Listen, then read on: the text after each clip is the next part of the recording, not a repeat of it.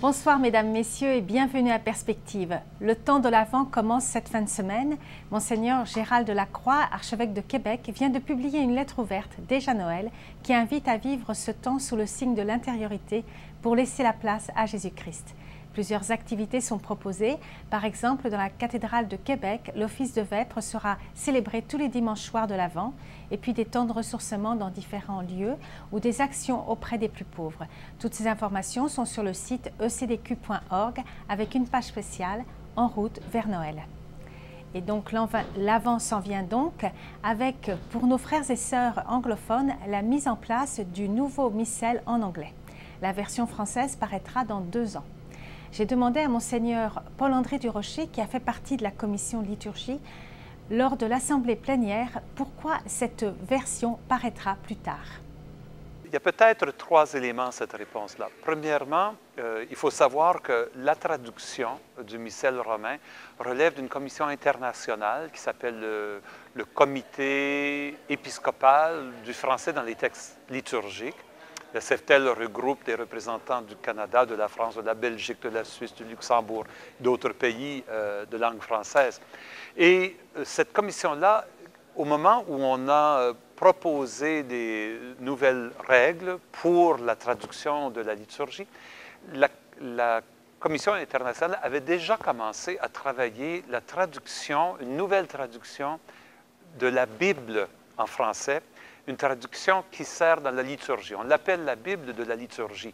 Les anglophones, eux, n'ont pas de traduction spécifique de la Bible pour la liturgie.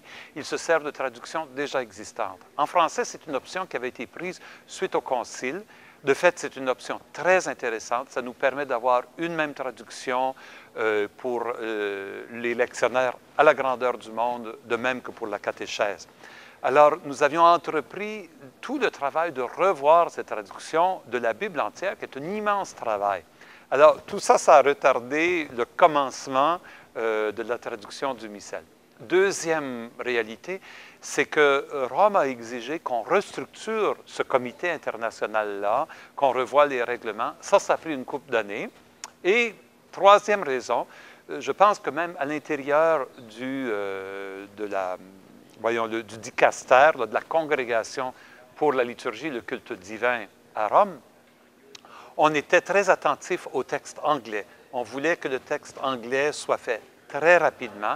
On a mis sur pied un comité à Rome pour aider cette traduction anglaise, parce qu'il y a beaucoup de petits pays qui n'ont pas des spécialistes du latin, qui, pour faire leur propre traduction dans des langues minoritaires, partent de l'anglais. Vous voyez, donc la version anglaise sert à d'autres traductions.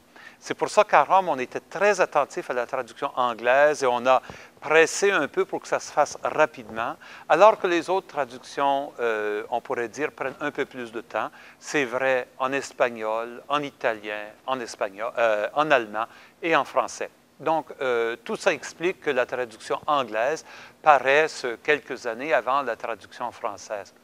Dans le monde, ça ne fait pas grand problème.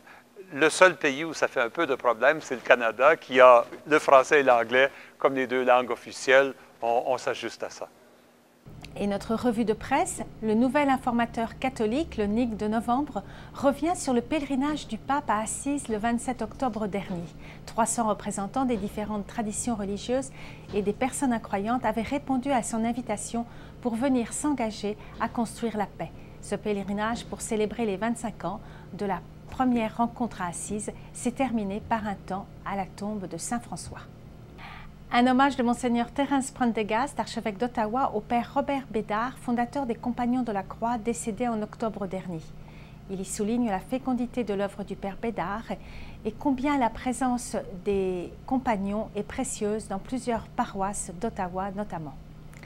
Et enfin, un retour sur l'Assemblée plénière de la Conférence des évêques catholiques du Canada qui a mis l'accent sur la nouvelle évangélisation. L'article présente le nouveau bureau de direction, Monseigneur Richard Smith, nouveau président, et Monseigneur Paul-André Durocher, vice-président, et donne un aperçu du travail des différentes commissions. Voilà, c'est tout pour aujourd'hui. Bon Avent!